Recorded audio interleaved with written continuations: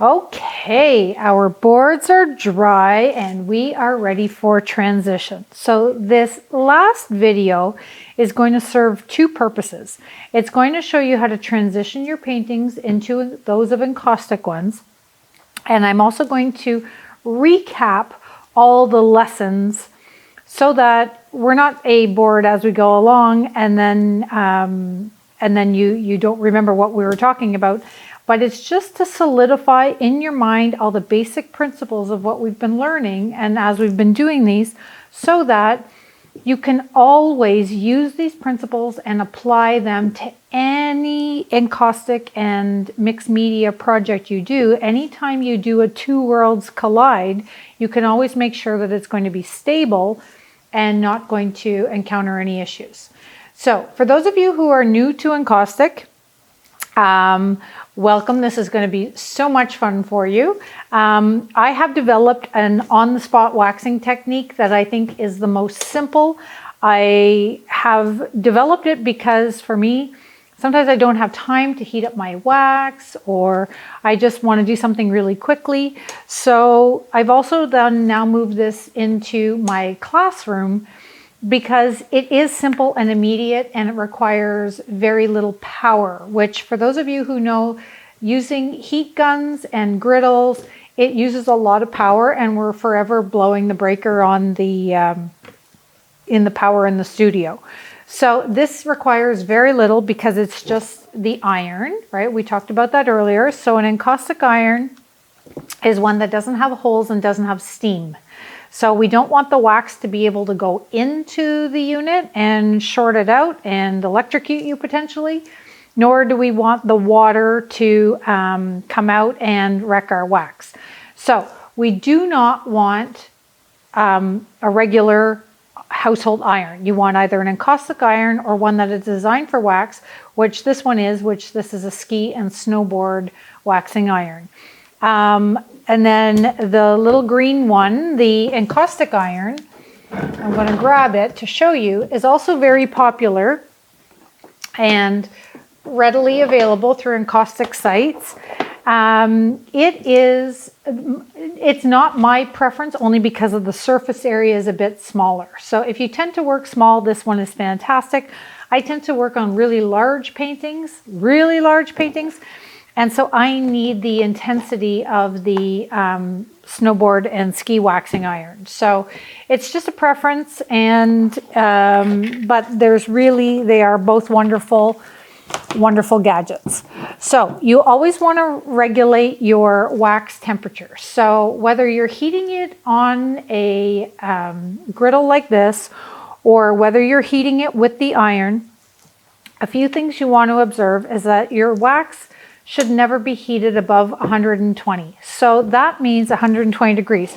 So that means if your iron is hotter than that, then that means you're going to be burning your wax. So again, we do not want to burn our wax because it's really important for our health that we don't overheat wax. So the Canadian Cancer Association, I was looking this up, and they consider anything that has actually reached a smoking point is actually considered carcinogenic. So even if you have a candle, a faulty candle that is emitting smoke, that smoke is actually considered carcinogenic. So you have to be very careful about emitting smoke from anything because smoke is carcinogenic. So in order to keep our lungs healthy and everything else, I try to keep my iron as low as possible. So I have this one currently set at 114, and I may even try and tone it down to like 110 and see what I can get away with. So that is completely up to you. But I always err on the side of caution. I never trust the dials on these gadgets. I always have mine marked. So this one, I have it set at, it says on here that it's 200 and whatever, but that's just because this is faulty. This has been calibrated using a little surface heater sensor, the ones that you use for inside an oven on a griddle. So I've already calibrated this one. So this one is kept at about 115 as well. So, and if I can start to turn it down once it's melted, I do. I just try to incrementally go down. And then it all depends on the air, on the temperature outside, on the temperature in your room, all those things on how low you can actually go. If you have a breeze going through, if you have the windows open, which is always a great idea. I have my ventilation turned on here, so we always have a bit of a breeze. So I can't go much lower than 110 without it actually starting to surface congeal, which means it's just getting too cold. So without further ado, let's talk about on-the-spot surfacing, or on-the-spot waxing. So these are encaustic pellets, and I've put them in the glossary where you can get these, and I'm sure you can get them in many different places. This is a bleached beeswax. It is sun bleached. Take note, it is not bleach as in you're going to smell Javex or anything. It is a sun bleached wax, and it's already mixed with the Damar resin. So the reason I like this so much for on-the-spot waxing is because I need nothing else than some of these and one of these. So if I have an iron and I have medium, then I can go ahead and I can do my encaustic projects, and I can safely do my two worlds collide. If you get really into encaustic and you start to invest in griddles and colors and everything else, we're going to talk a little bit more about that afterwards, but there are so many videos dedicated to this, and so many teachers who pour their heart and soul into teaching you how to set up an improper encaustic setup. So I'm giving you the very basics here. Always work by an open window or a vent. For a long time, when I first got into doing my encaustic, my two worlds collide, I would set up a big piece of plywood over top of my stove, and then I would turn on the fan, and then that way I would exhaust outside, and I would just do my ironing there. I always err on the side of caution and always heat up my wax super slowly. All these are part of an encaustic proper setup, which you should take the time to learn about if it is something that you are interested in. I am just touching on encaustic today, but it's merely for the purpose, again, of transitioning safely from an encaustic painting into that of an encaustic one. So, without further ado, let us learn how to transition. When I look at my painting now, which is completely dry, I have an opportunity to do a couple things. One, I'm going to clean up my edges. Remember all those little bits I was telling you about? Now I'm going to deal with my edges. Second thing is any last minute changes I want to do, if I want to collage something else on, if I want to color, if I want to do anything else, that can all be done now as well.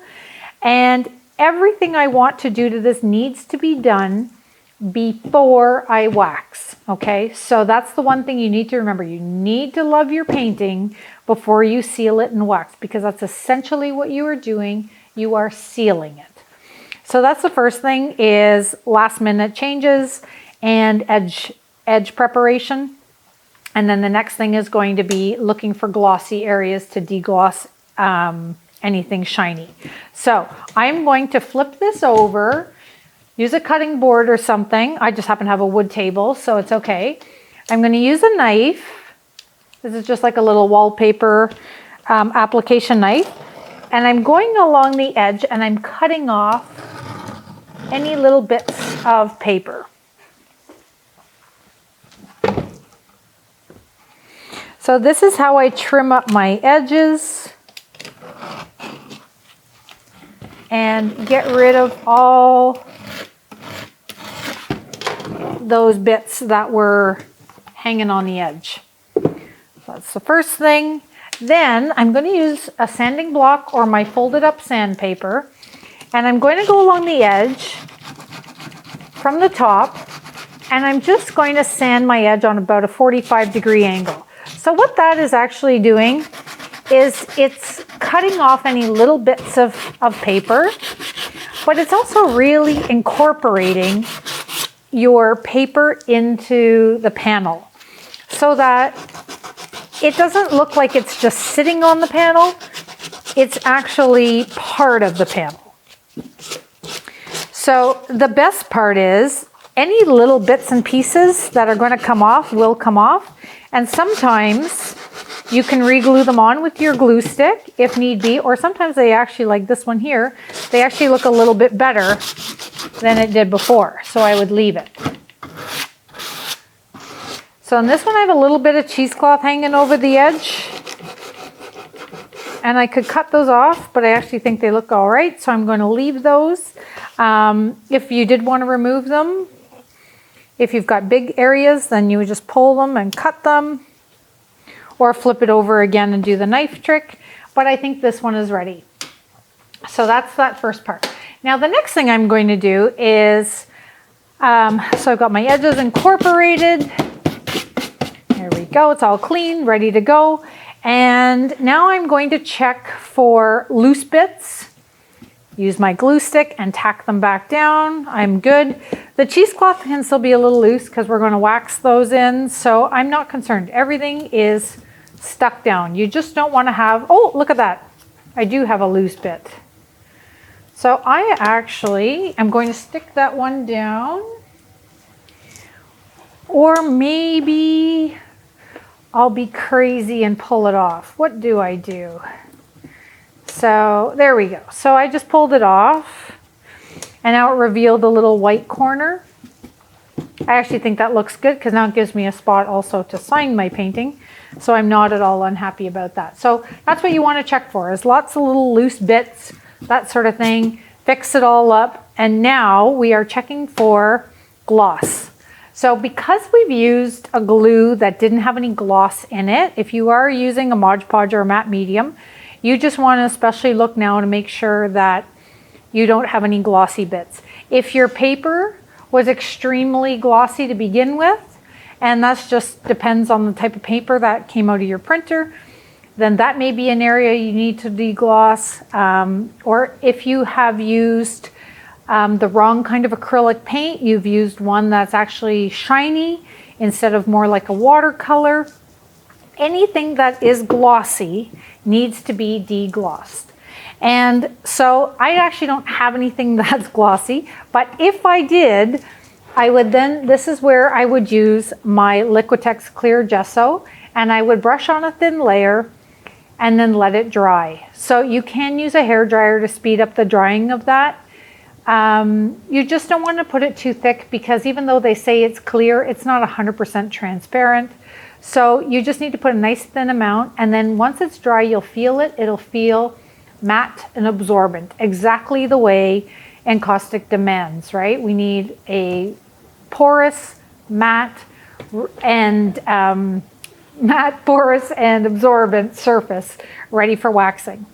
So kids, this is the moment of truth. This one is ready to go. So I am going to go ahead and show you on the spot waxing.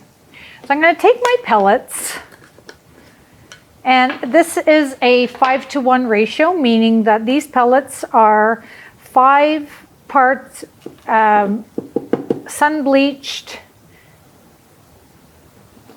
pharmaceutical grade, I'm making sure I get you all the points, pharmaceutical grade bleached encaustic to 1 part Damar resin. And it's already been cooked together to the perfect consistency, strained and purified again of all impurities so that you do not end up with bits of bark and all that stuff in your painting. And if you get really into encaustic and you make your own medium, that is wonderful. This is just for those of you who just want to do something quickly, or if you are teaching, or if you're new to encaustic, this is a great way to get started. So I've used a teaspoon and I've placed a nice sized puddle of pellets right in the center of my painting. Now what I'm going to do is I'm going to take my iron and I'm going to use the weight of it to just slowly press down on this puddle and form it into like a melted patty. So you see that? So I'm not pushing it because I don't want to push my pellets all over the place. I'm just letting the weight of the iron melt this into a puddle.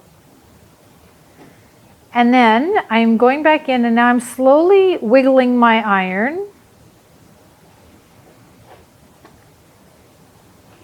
and pushing my wax to the edge. So I'm going to now move my painting and move the iron and the wax, trying not to melt. I actually can go a little lower. Trying not to melt the wax and push it over the edge. The reason I don't want to push it over the edge is because our wax is expensive, right? So we want to keep it on the painting where it belongs. So that's why I start in the middle and then I just push it to the edge. Now wax,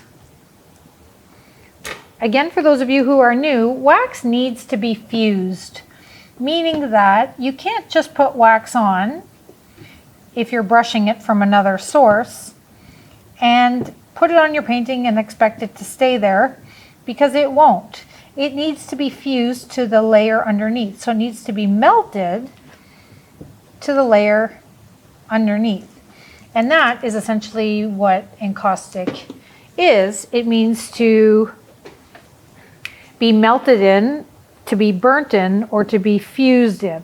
So the translation is a little muddled, but you get the idea. You need to melt it to the previous layer. And this is where we have to be careful not to do it too hot, because that will essentially burn our wax, causing it to smoke, causing it to become carcinogenic. Which is why we have the ventilation on, just in case, but we're also very vigilant about watching our temperatures.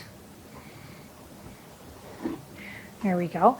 Now the iron is actually acting as the fusing and as the applicator. So we don't need a brush in this case because we're using the iron, and we don't need to have a heat gun or another heat source or a torch. Because we've ironed it, we've actually just fused it to the previous layer, which happens to be our stable mixed media base. So, for those of you who want a perfect glass surface, you can either practice and get really good at ironing, or what you can do then is you can take your embossing gun or your heat gun after this is done and setting, and you can go and you can pass it and let the heat, I'll use my torch to show you, and I can actually just add another layer of heat to it to let it self-fuse and self-level, I should say. So now we have a transitioned painting. And what that means is now we have a stable mixed media base that has been waxed ready, and now we have our layer of encaustic medium on the surface, and now this is completely ready for encaustic painting. So what does that mean? If you want to just leave it like that and call it a day, you are done.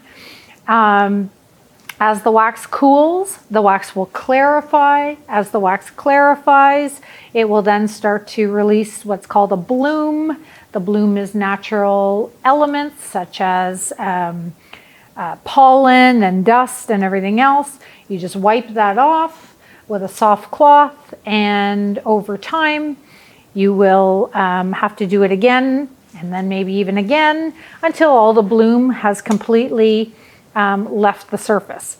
So if you are more familiar with encaustic and there's more you would like to do, this is now, you treat this like an encaustic painting. So if you're into shellac, if you're into colored waxes, if you're into foils and patinas, this is where you would start from here, okay? So you already have, like I said, a painting that you love with a texture and color and pattern, and it's been money saving, it's been time saving, it's been frustrating less because we were working with familiar materials. We were working with paint, we're working with collage, we're working with materials that we've been working with since we were just little kids. So now is the place for encaustic, and now is the place for a whole new medium. So in my other videos, in my skill set mastery, I go over basically all the mixed media skills that would take you to this point. In that I use both acrylics and that, but if you want to stick with the Two Worlds Collide, you would make sure that you stayed in the vein of not acrylic free, or not acrylic free, but so that it's actually texture ready for wax. So I'm going to do one last thing on this, because this is something that you can do even with just your iron. And that is, I'm going to add some collage. So if I want to add collage, this is just a napkin, and the napkin is white, and the napkin has stars on it, and it's really cute. It's not necessary, but it is. I'm just going to show you how to do collage on top, because it's very mixed media, right, to be collaging. So I am just, actually I should probably separate this so I can see through the layers. Let me put my glasses back on. So napkins are deceivingly always 3-ply. Sometimes the first ply comes off quite easily and then you think, oh, it's just a 2-ply napkin. And then other times, the 2 layers, like this one, will come off together. So this one is actually 2-ply in here, but this is the back layer and the medium layer have come off together. So this is actually a Hallelujah napkin because it separated fairly easily. There we go. Oh, I can't even do it. Anyway, trust me, this is 2 layers. We're down to our last layer here, which is a Hallelujah napkin in my mind. And now what I'm doing is I'm just tracing essentially where I want to cut this napkin. I'm going to avoid putting stars over the whole thing. There we go. I'm going to cut it out. Whoops, I didn't do up here.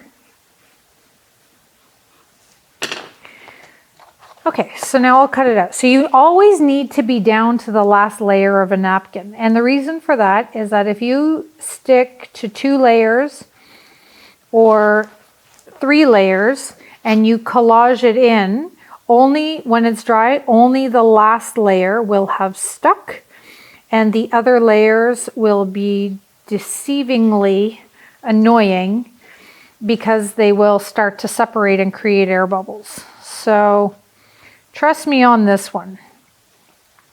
If you can separate a napkin to its last and final layer, you will have happy collages.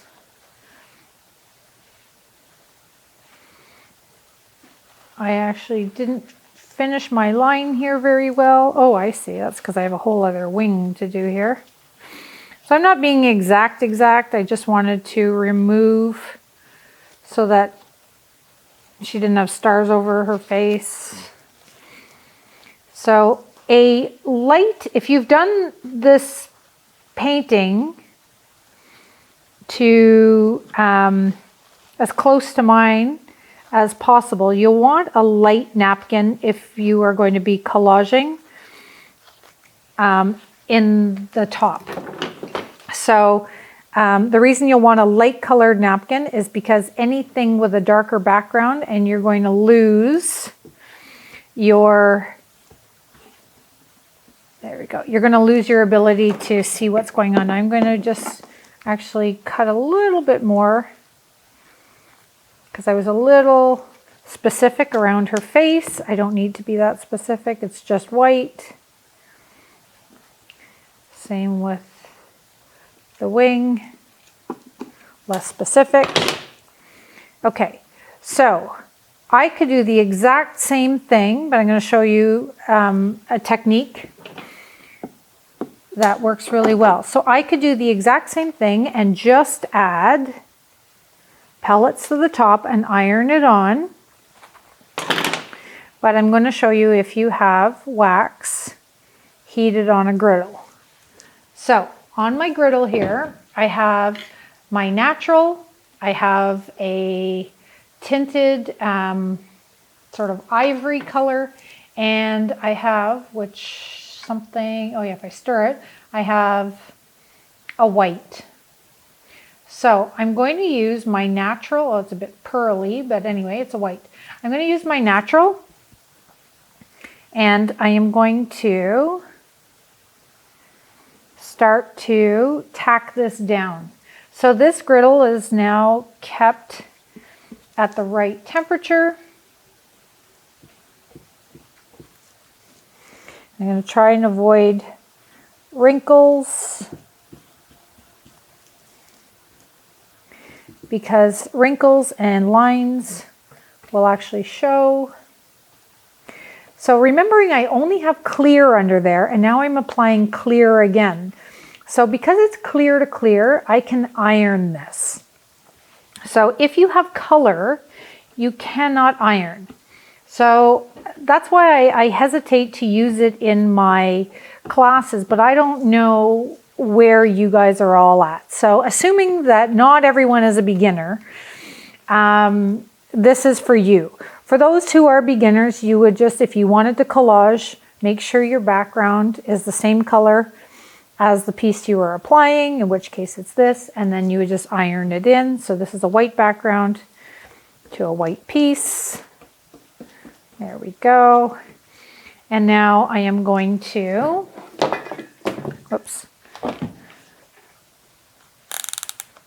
I'm going to iron this in.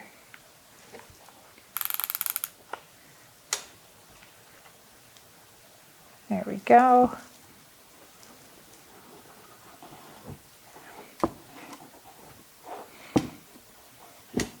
Because it's clear, I can do this. If this were colored wax, I couldn't do this because I would just smear it all around. So color to color is all okay. Good. And now I'm going to let that stuff just dry and I'll cut it off. And then now this is where I could trim a little bit. So this actually, I have too much wax over the wing. So I'm just going to use any scraping tool, even a paring knife, anything you want. I'm going to remove some of that wax, throw it into there because it's just clear. I might actually remove a bit over her face where it got a little heavy. And I'm super happy with that. Okay, so, and then for those of you who are more familiar again, if you have any creases, like I have a crease here from my iron, I'm going to use, pardon my reaching over, I'm going to use a razor blade or whatever you would use to smooth out your wax. In my case, I'm going to use a razor blade, and I'm just going to smooth out that wax and get rid of any little creases or air bubbles that I have. I'm going to use my white. Again, if you don't have this, don't worry. And I'm just going to just kind of blur the lines between my clear wax and my edges, and just apply a little bit of wax, colored wax. Again, if this is not something you have, this is just a bit more for the, not advanced, but the more familiar, I'm going to put it. There.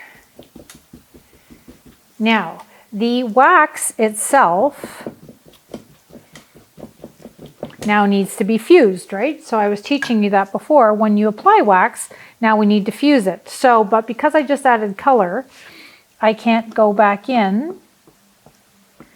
Just going to remove a little bit, sorry, with the blade. because I just realized I have a bit too much over her face for my liking. So now I need to fuse this. So again, using your embossing gun or your torch, you'll need to just melt that wax ever so lightly into the previous layer.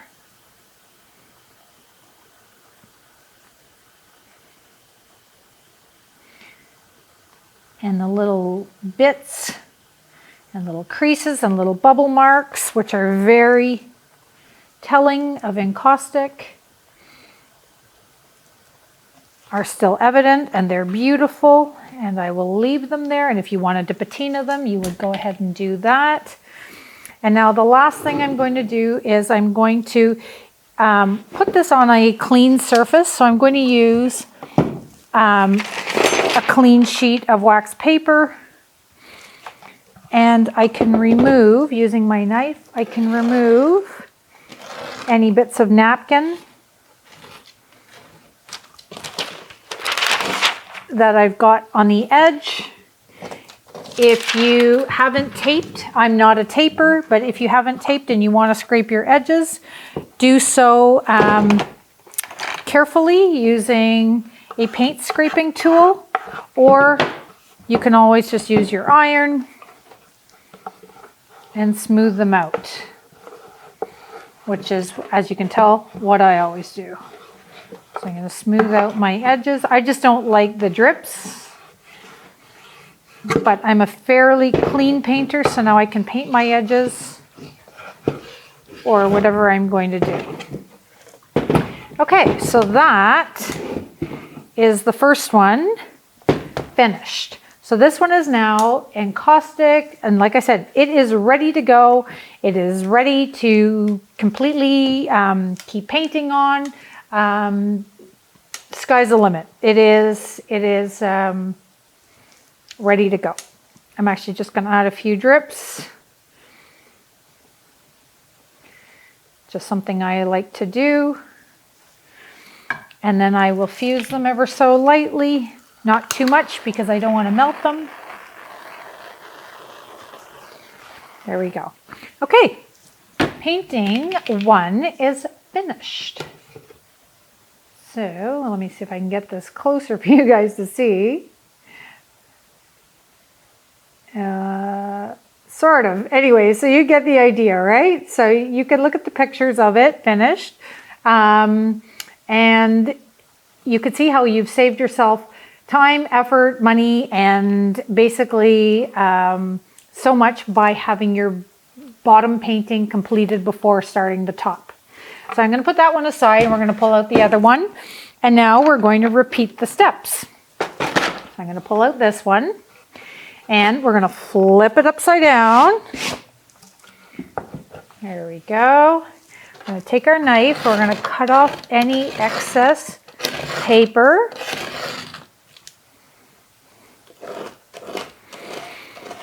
Or cheesecloth or whatever you got going on. If you have your sides collaged, then you may want to skip that step.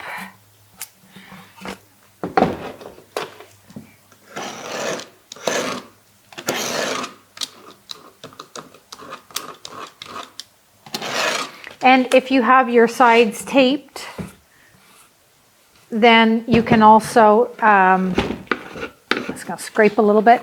If you've got your sides scraped or taped, then you can always still do the same trick of removing excess bits and pieces. So when I'm transitioning my paintings, this is always the first thing I do. I get my edges ready, okay? So the next thing I'm going to do is I'm going to grab my sandpaper, and I am going to incorporate the paper into the board.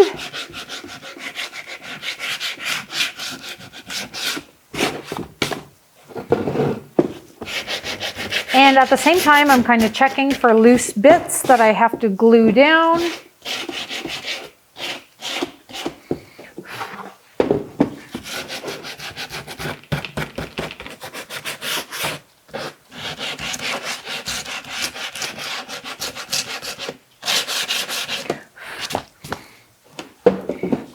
last side.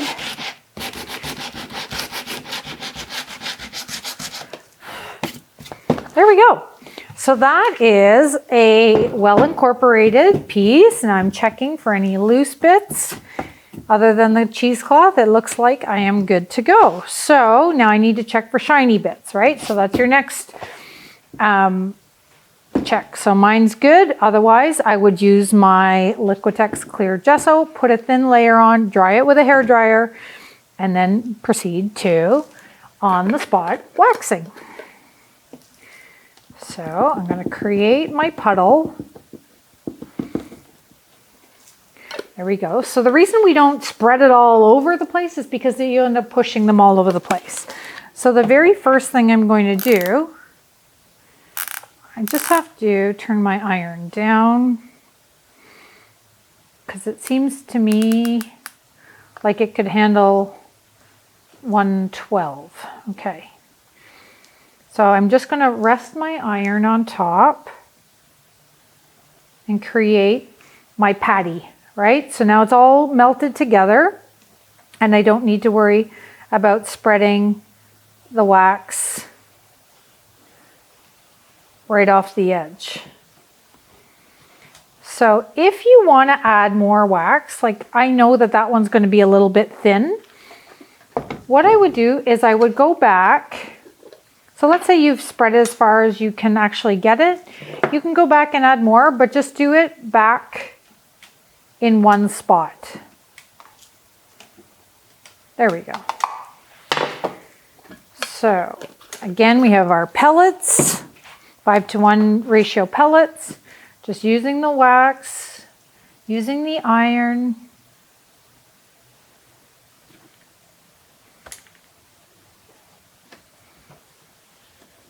We're pushing and melting the wax.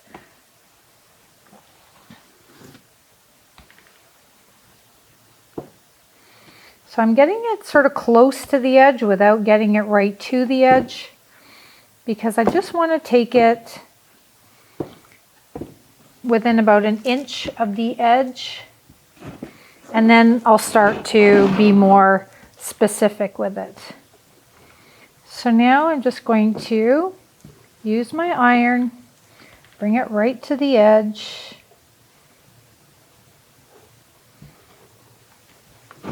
Lovely. Keep turning it. If your wax is too thick, I'll show you how to get rid of it afterwards. As wax cools, as the medium cools, it's going to go foggy. So you really can't get a really good sense of how thick your wax is until it's completely cool. And where I live and in my climate and temperature, I find that it does take a few hours actually. So I tend to leave my pieces overnight to see before scraping them. Because if there's a spot that I know is going to be too thick, then I'll just spot remove like I did on the angel's face. But generally, if there's one area that looks like it may or may not be, I will actually wait to deal with it till the next day or when it's completely ready to go. So again, try not to scrape or try not to melt too much of your wax down the edge.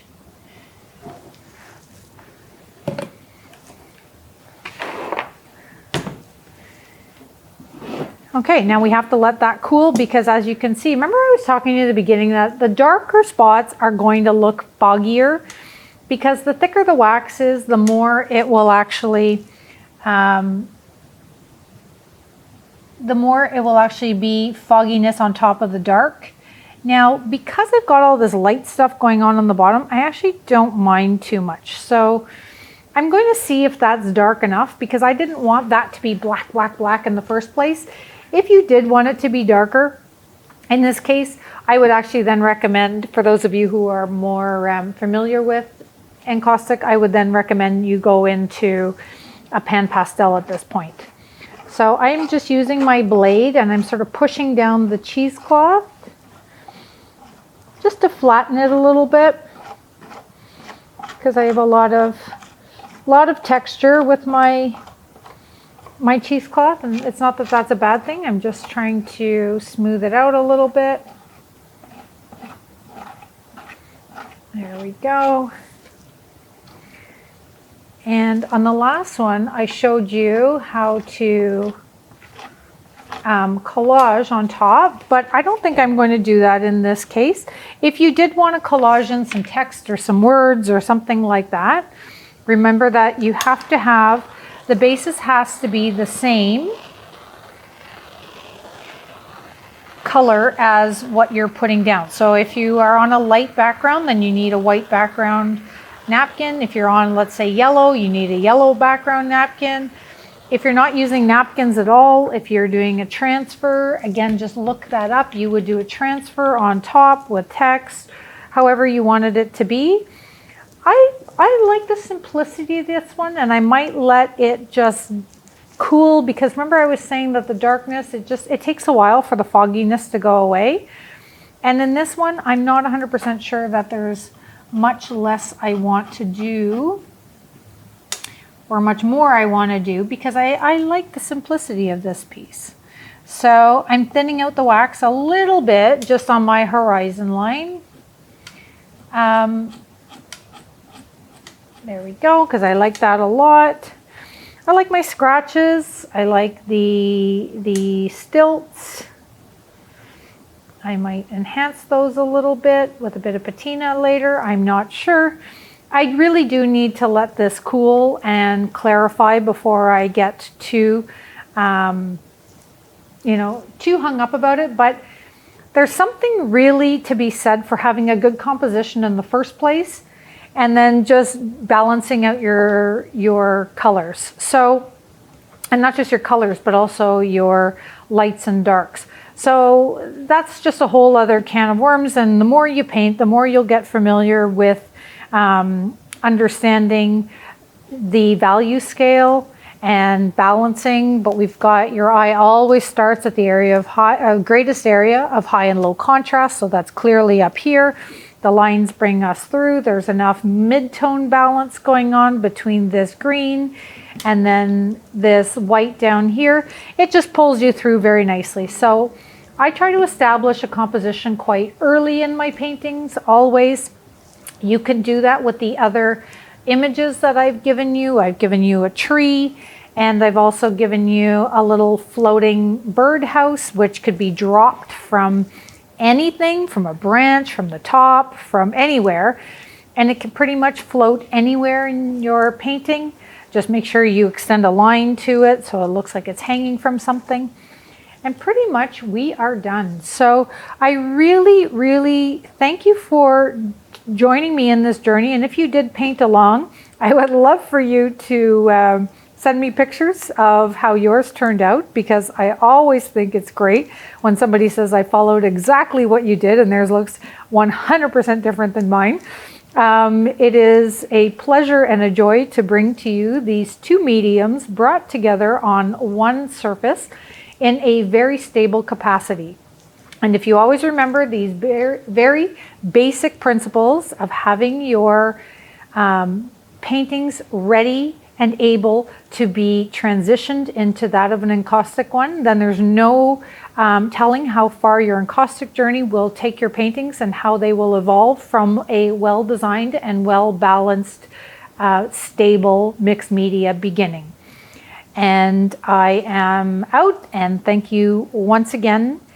And yes, may the creativity be with you.